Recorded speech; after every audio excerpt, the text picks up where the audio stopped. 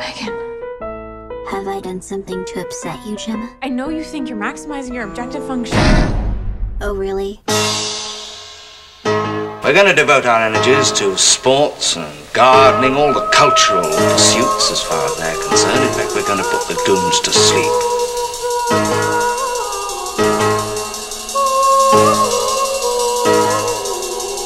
Meanwhile, we dig.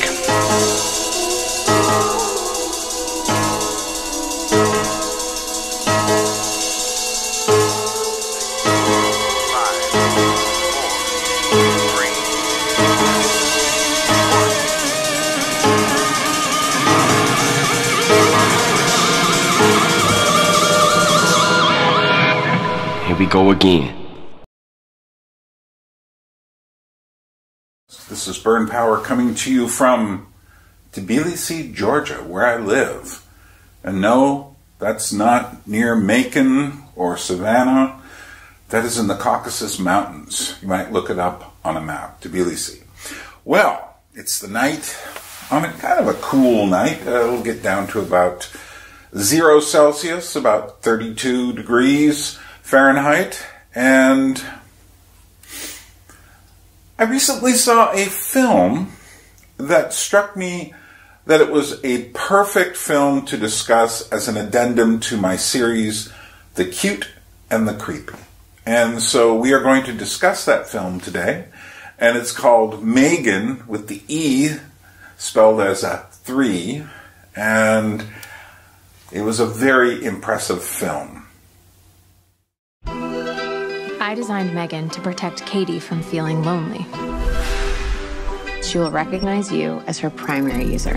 And when you do that, you're going to pair with her. Crazy. It's insane, right? Oh, don't I look nice? Biting my eyes, isn't it pure perfection? M3GAN, your goal is to protect Katie from harm, both physical and emotional. 1, 2, 3, 4. I declare some war. I won't let anything harm you. I love her. M3GAN's not a person, Katie. You don't get to say that. So how did M3GAN go on to be such a massive hit and a viral sensation? Well, a couple of months before the film was released, the first trailer was put out on the internet and released to the movie theaters.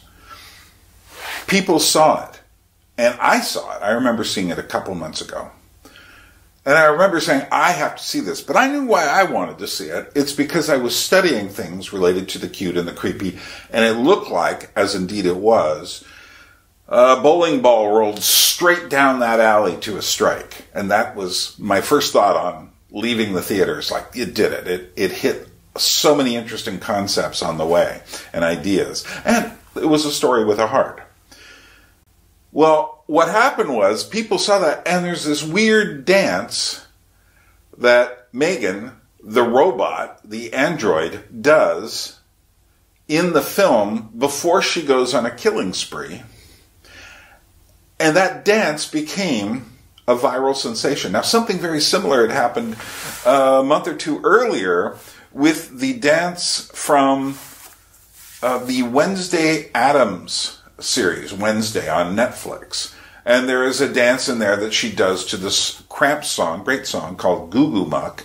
And she does such a weird, odd dance that it just took off. TikTok is great for people imitating dances and just taking it too far sometimes.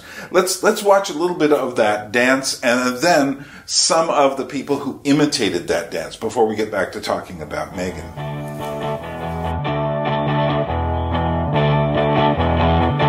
When the sun goes down and the moon comes up,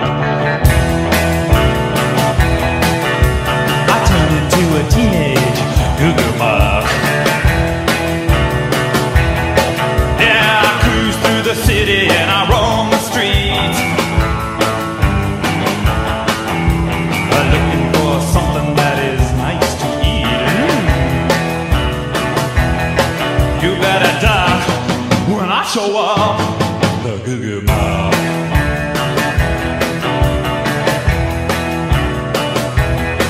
I'm the ninth head hunter looking for some head.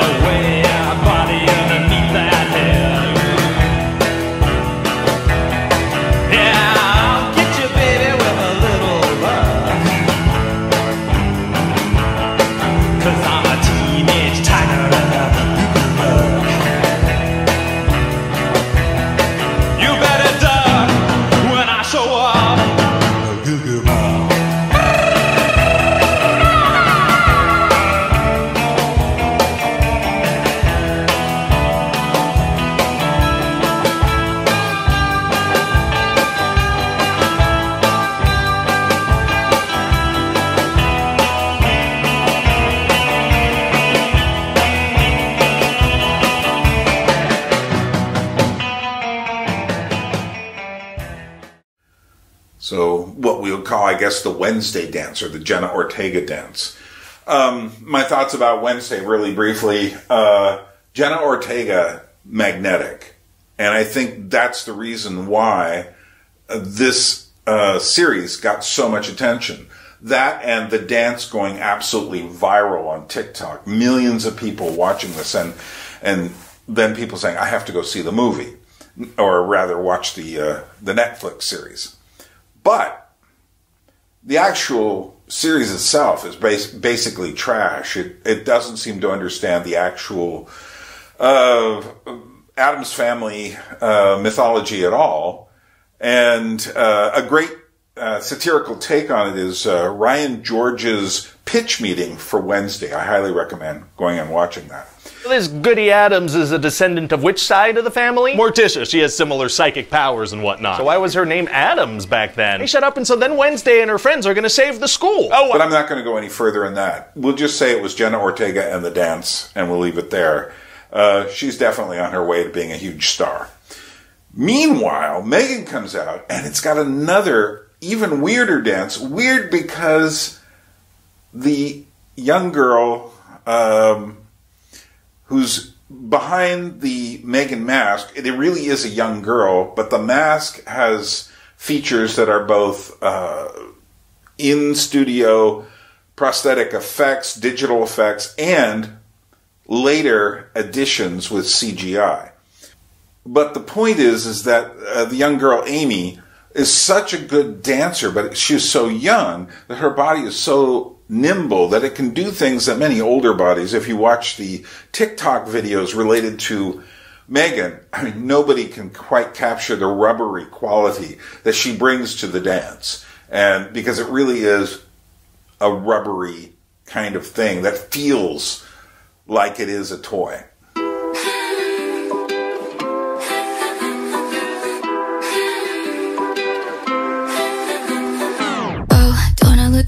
Biting my eyes, isn't it pure perfection? Cute, thinking polite, stereotype, got your full attention. Think that you can play with me, you better watch your back. The last thing that you hear would be my laugh. Cause baby doll skill, don't provoke us or we will push you downhill. Might be pretty but we're still bitter as much as we're sweet. Knife hidden under the sheets, baby doll skill. Don't provoke us or we will. So when the M3GAN dance became this viral sensation in, say, December, Blumhouse realized, uh-oh, we've got a problem. We made this film to be an R-rated film. The people who are spreading this viral dance are not old enough to really get into the film. So we have to cut it down to a PG-13. And so they did. And suddenly, that's what caused it to take off. Had they left it an R-rated, and supposedly there's an R-rated cut that will eventually be released on Blu-ray or something like that. I really look forward to seeing that, because I am not 13 years old. But one of the things I'm doing right now is I'm not going to be reviewing anything about the plot of the film. I'm not going to show you much more than you can see in the trailers. And I'm also not going to follow the themes of the film that so many people have done a great job covering in their reviews. And those themes are many. Everything from what does it mean to give children a smartphone to questions about dolls, questions about AI. They could be building emotional connections that are too hard to untangle. She's the happiest she's been since her parents died. Eat the toppings, Katie. Research shows if you force a child to eat vegetables, they'll be less likely to choose those foods as adults. Is that so? Yes. Experts say... M3GAN, turn off. I thought we were having a conversation. So we're just going to look at this from my perspective as someone who has studied puppets in particular, dolls secondarily, and other forms of art and music. So that's what we're mainly going to do, is we're going to look at issues related to the cuteness of the doll and the fact that it is in a long line with other films about dolls. M3GAN also has some very odd moments of humor and satire in it. Some people are seeing the whole film as a satire. And in a way it is. And yet, just bubbling below the surface are some much darker, more serious themes. And I think M3GAN is hitting on both levels. And given where we are now in these times, these strange times, M3GAN is the perfect film dealing with our fears and the issues surrounding, I don't know, technology. The fact that parents are handing over little screens and devices to their children. And essentially these machines and devices are getting away from the parents. The parents who often grew up on television or VHS or the early video stores or the early years of the internet don't understand what it means. There's a lot of discussion, or there should be, about what's the proper age to give your child a cell phone, a smartphone. To which the answer is a lot older than you think. But without going into all of those issues, there's a lot going on here. And it isn't just the technological issues. It's also, it hits on things like, what is a woman? And oddly, in a time where the definition of what a woman is has become a weird contest, M3GAN throws another strange log onto the fire. And it is the log of the robot, the android, the doll, in relationship to what is femininity. And curiously, M3GAN has even become something of a gay icon. Check out this SNL sketch that just came out, and you'll see they're fully on board with the fact that M3GAN has become a gay icon. But look at what they say about the nature of women. This baby doll's cute. Don't provoke us or we will push you downhill. Might be pretty but we're still bitter as much as we're sweet.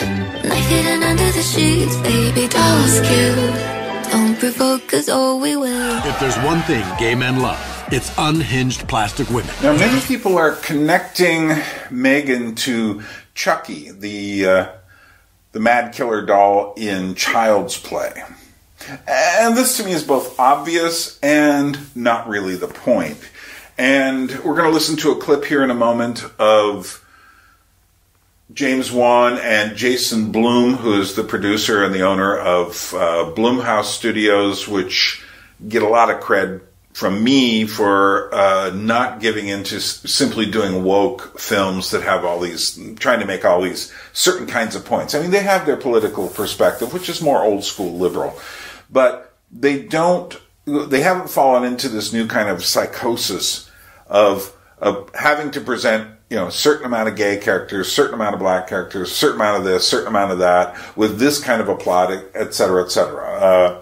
See Velma, see She-Hulk, see The Rings of Power, see endless Netflix series. We knew going in that we wanted to make a killer doll movie that was different to all the other killer doll movies, right? Like, firstly, M3GAN isn't possessed by some supernatural entity, not by some supernatural serial killer, and we wanted to lean into something that was more of the real world, something that was more relevant to what's going on today with all this AI technology that is percolating, that is now sort of coming up to the surface that we're seeing every day in our world. And we felt that it was important to make a movie that was grounded, that felt real, like that felt it could happen anytime soon in the world that we're living in. And I think that was the key. Now, what's interesting to me, first of all, is that James Wan is behind this. He wrote the script and produced it. And he has made films that have quite a pedigree related to the subject of puppets and dolls. For instance, in the Saw films, he has Billy, the spiral puppet. He's always got a spiral marker on his head, who's on a tricycle. And at first he's just this weird thing that shows up, this image that shows up in the films. But eventually he becomes a very important character as the series goes on. But I think he always was important. There's another puppet character named Billy in the next James Wan movie, Dead Silence. And it is the hollow boy, again, named Billy, who is a ventriloquist dummy.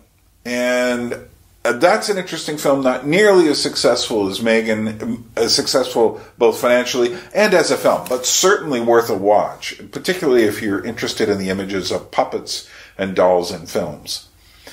In *Malignant*, which James Wan came out with about a year and a half ago or so, we find that the characters are not puppets, but at one point, the creature is said to be controlling the main character essentially like she is a puppet. And I don't think that is an accidental reference in the script. And then, of course, there's the Annabelle series, which has gone on. It's like, well, the first time we see it is in the Conjuring movie, in which it hardly does anything. And yet it is, I think, one of the most memorable and frightening aspects of that movie. And then we see Annabelle again in a series of films of differing values. Some are better than others, but they're nevertheless all worth watching, especially if you're interested in the use of puppets and dolls. But it also follows another aspect of James Wan's career, these movies about demons and exorcism, which I find really fascinating. It's like he seems to have three main tracks, and that is movies featuring puppets and dolls, movies featuring demons and exorcism, and horror films in general. Of course, he has done action, adventure kind of films. So he did The Fast and the Furious, and he did Aquaman, among other films. But I see him at his core doing horror films. Interestingly, James Wan has said that when he was young, he was watching a movie. Can you guess the movie he was watching that gave him this both fear and curiosity about both puppets and dolls? I'll let you think about it for a moment. But he said as he was watching it, it really caused fear. Now, it was a movie I saw when I was sufficiently older. I was around 25 or so. And that film was Poltergeist. And it has that one sequence with the clown puppet doll thing on the bed. And that for him was completely frightening to the bone. He was a young child. When asked what caused this kind of fixation on puppets and dolls, which he clearly has, he says, I would jot it down to watching Poltergeist at a very young age. That was definitely a very influential film for me. I saw it at a very young, impressionable age, and it made a huge impression upon me. And that creepy clown doll definitely scarred me for life. But I also like to say I'm a big collector of these kinds of things. I love my collectibles, my action figures, and so the idea of making movies based on one of these things come to life is just exciting for me. It's thrilling, and of course, in the horror genre, it means I can have a lot of fun with a story like that. And I would like to point out something very interesting here. Often, when children accidentally see a horror film that's too much for them at an age below where they can fully understand why that's affecting them, they later grow up to be a bit obsessed with it, or at least very interested in it. In a sense, I have the same experience with some of the films I saw when I was young. I wanted to know why this affected me, because it stays with you. And the thing that stays with you becomes very important to you. Now, there are other movies to mention here in the history of the genre of the evil puppet or evil doll that is a horror genre that isn't that big. It's certainly not as big as the slasher or psycho killer genre or any number of other genres. Nevertheless, it's got some very interesting films in it. The first one that really springs to mind is Dead of Night, which was a British film made right after World War II when they kind of allowed the filmmakers to stop worrying about the war, and then they made this very frightening film. Well, looks like I'll be needing a new partner. Oh, you don't mean that. Okay, you're joking. Like hell I am. I've my career to think of. You wouldn't run out on me now. I don't believe it. You wouldn't do that to me. Oh, wouldn't I? Wouldn't I? Wouldn't I? Hugo, I wouldn't let you. Can't stop me, Maxwell. You're finished. Finished. Suppose I tell him the truth.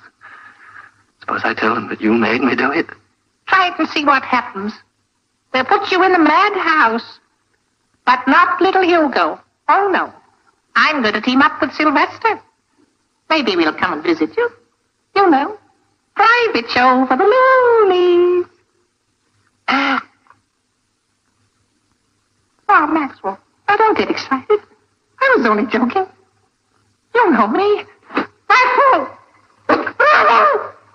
Maxwell! Stop here!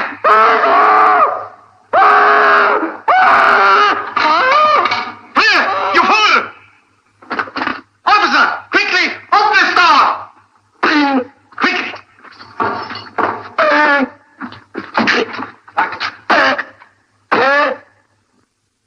And now, by our standards today, it's not that frightening. Yet, if you put yourself in the mind of a British person in 1946 or so, this would be very frightening.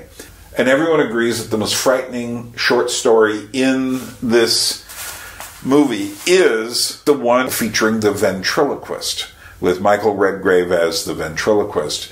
It's almost like you can't decide whether it's a movie about a psychotic puppeteer or if it's a movie about a puppeteer possessed by an evil dummy. Fascinating film, and that still holds up. Magic, starring Anthony Hopkins, came out in, 1978 or so. It's essentially a serial killer film, and it features another ventriloquist. For some reason, of all the puppets, you rarely see evil marionette films. You rarely see evil hand puppets along the lines of, something you put in your hands and you talk with it. You rarely see evil ones. But ventriloquist dummies, I think it is the fact that two things move on them that normally don't move on puppets. And one is the mouth. The mouth on the ventriloquist puppet moves. The other is the eyes. The eyes on the ventriloquist dummy move. And they are called dummies. That is the technical name in the puppetry biz for the ventriloquist dummy. It is a puppet, but it's a very special kind of puppet that has something inside of it in the back that the puppeteer or ventriloquist, to use the technical word, uses. It's kind of like a pistol mechanism. It also has a very interesting connection to the idea of being possessed or controlled, and who is possessing whom. Arthur Worsley, an English puppeteer, did a great, almost impossible to do. If you know anything about ventriloquism, if you try it yourself, you'll know that the two hardest things to say are like B and M, because your lips always have to move to make those sounds. And he did one series with his puppet, his ventriloquist dummy, where he's saying bottle of beer over and over. It's just amazing. Let's look at that. Say I've got to look there without moving your mouth. Go on. Say I've got to look there without moving your mouth. Say it! Say it! How is it, son, that when I shout, you spit in my face? How does that... Say it! Say, I've got to look there, I've got to look there, I've got to look there, I've got to look there, I've got to look there, I've got to look there, I've got to look there, I've got to look there. You can't do it. It never has been done. It's impossible. But I can do it. Watch me. I've got to look there.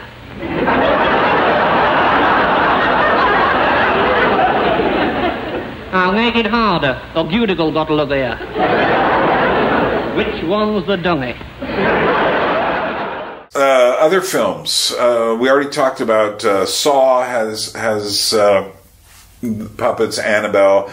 But, and here is another major influence on M3GAN. I would say that M3GAN is a confluence between Chucky, the evil ventriloquist, and then the living doll called Talkie Tina in the episode called Living Doll in the old early 1960s series, The Twilight Zone. My name is Talkie Tina, and I'm beginning to hate you. My name is Eric Strader, and I'm going to get rid of you. You wouldn't dare. Oh! My name is Talkie Tina, and I think I could even hate you. And if you look right there at the puppet and what she's saying, it is strange and uncanny. And this word uncanny is going to show up a little bit more here before I'm done. And some of you are probably racing ahead of me saying, Uncanny Valley, Uncanny Valley.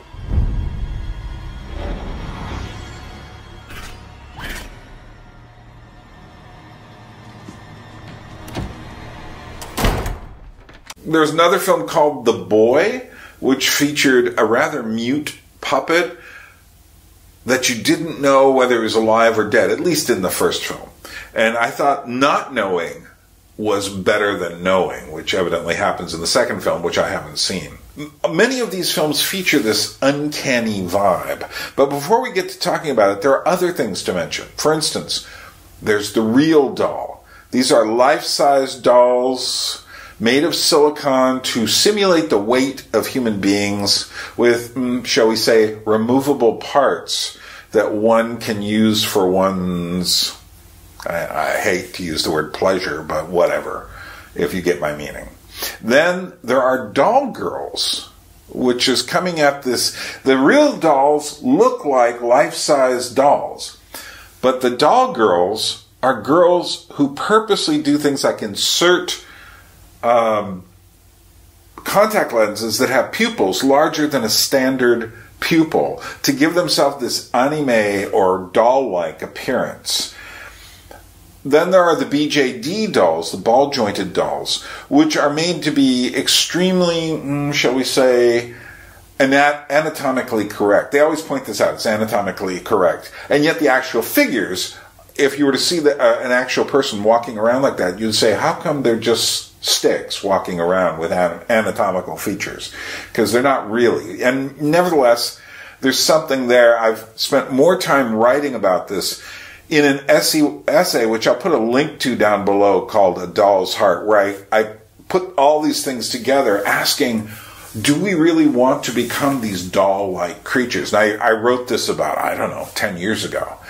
And I could see where we were going, which is another reason the M3GAN film really caught my attention even before I went. Stupid rubber doll with fake hair. You need to learn some manners.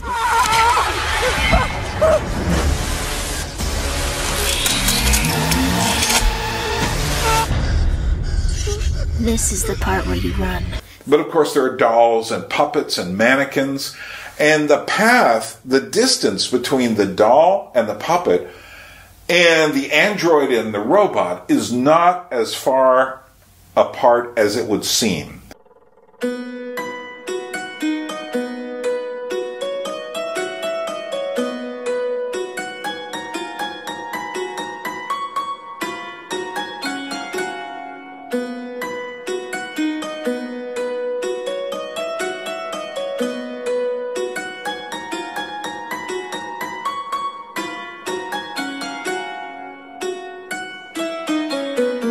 In the late 18th century, automata, that's more than one automaton, were the prized possessions of the nobility and the rich, especially some of the ones made by the Swiss Monsieur Jacques Droz, and those puppets are still there today. Astounding creations. Astounding creations made with what's called the barrel and pin mechanism inside of them, which is a precursor to the computer. It's a long story, and I'm not going to do it, but I highly recommend looking up automata, or sometimes people call it automatons. But automatas is the official plural. Which brings us to this concept of the uncanny valley, which everyone talks about like they know what it's about. So anything that people have some kind of weird vibe about, they tend to lump into the uncanny valley. But that's not true. Now, M3GAN actually fits into the uncanny valley because the roboticist in Japan who came up with the uncanny valley specifically made this in discussion of robots. And what he basically says is, as long as the thing looks like a robot, no matter how developed it is, it doesn't strike fear. We always say, that's a robot. And then, the closer it gets, and interestingly enough, Japanese society, Japanese industry, Japanese technology is moving further ahead than anybody else on robotics. The closer they get to being like a human, the more they enter this thing called the uncanny valley. And that is where it doesn't exactly act like a human, but it kind of does. And M3GAN, the actual puppet in this, because it really is a puppet, someone's inside moving it around, perfectly illustrates the uncanny valley. I designed M3GAN to protect Katie from feeling lonely. She will recognize you as her primary user. And when you do that, you're going to pair with her. Crazy. It's insane, right? But here's what I'd also like to add. Clowns, puppets, old dolls, handmade Halloween costumes are not a part of the uncanny valley. Why? Because they have nothing to do with resembling human beings. Apart from the occasional thing which someone might make. But even still, by size alone, they wouldn't resemble a human being. So, an old clown does not in any way resemble the normal human being. An old doll from the 19th century does not resemble a normal human being. An old carved puppet does not in any way resemble a human being. There is no way in your mind to get those confused. There is a fear involved with these kinds of things. And it has to do with things like the age of the thing and the texture of the thing and the, what should we say, the handmade quality of the thing. But if you want to find out more about that, you should go start watching my Cute and the Creepy series, where I am going to be dealing with this stuff. And then there are the issues related to the cute. M3GAN has these larger-than-life anime eyes, cute doll dresses, with the stripy effect on the socks and such, just to give it that extra flavor. Perfect porcelain reed silicone skin, a high childlike voice. All of these things scream baby-like, and cute essentially means baby-like these days. But again, I go into the definitions of what cute is in my Cute and the Creepy series. But the point is this. Now what's happened is this uncanny valley thing has mingled, which does have an aspect of, let's not call it the creepy, let's call it the uncanny, well, the weird. And it goes together, they go together, and it creates a tension between the two. And that tension is one of the main features in M3GAN the movie. And I think that's actually more than the messages about smartphones, the messages about AI and everything else. I think that's where the tension resides. Which is one of the reasons the dance went viral, is because that is a very strange thing, because you're putting a cute kind of almost pretty ballet dance, weird rubbery ballet dance, with, she picks up the blade of a paper cutter, much like Josh Hartnett did in The Faculty in 1998, and goes after someone, like a butcher at a Safeway store looking for the meat. So you put those two images together, and it's such a fascinating tension. But also with our themes of AI, our relationship to the computer, to screenal technology, parents who have given their children up to their games and toys and screens. This film has an awful lot of meat to chew on, meat that we need to chew on in the 2020s. And most disturbingly, people see the dance, just as they did with Jenna Ortega, and they start imitating the dance. These TikTok images of people imitating M3GAN's dance reveal our desire for human deconstruction and even self-destruction. M3GAN is such a well-made film that it can be read in multiple ways. Fortunately, the main participants in the making of M3GAN, James Wan, Akela Cooper, the screenwriter, and James Blum, the producer, have taken a stand against the random reconstruction of the human image into whatever we choose. And for that, we can be thankful. Yeah, we knew that we were playing in a very established subgenre, but that doesn't mean that, we can't go in there and move things about, right? Try new things and definitely change out the engine. If the engine in the past for previous scary doll movies have been supernatural or of supernatural origin, it just makes sense to kind of do something a bit different. And given the state of the world and how technology is so prevalent in our everyday life, it just felt naturally that you want to go in that direction. And listen, the AI world can be pretty terrifying. It can be incredibly useful for us as well, but it's also pretty scary. And of course, this being a horror film, we're leaning more to the scary. We're leaning to the scary side. We've become so reliant on technology that the idea that these things that we create to help us, live our daily lives could actually turn against us. It's like the classic cautionary tales that you've seen in past movies, in books and stuff like that. And it's been a while since there's been a movie like that, so it's kind of cool to kind of go back into, and especially now, given how much more AI has become such a big thing in recent times, right? That I think this movie has become somewhat very relevant. So there you have it. My thoughts on M3GAN, why it is such an important movie for our time. And I would heartily recommend anyone to go see it. Not too young, unless you want your child to be pleasantly scarred for life. But I think the issues that it brings up, particularly, and this is where it all comes down for me, particularly in this video, that line between the creepy and the cute. If you want to understand more of my thinking about this, and I have a lot more thinking about this, I would check out my series called The Cute and the Creepy. One of my thoughts is that creepy for us tends to be old things. Another thought I have is all the big-eyed animation dolls, M3GAN, of which M3GAN may be the first fruits, will eventually become much more creepy to us than all that old weird Victorian early 20th century stuff is to us now.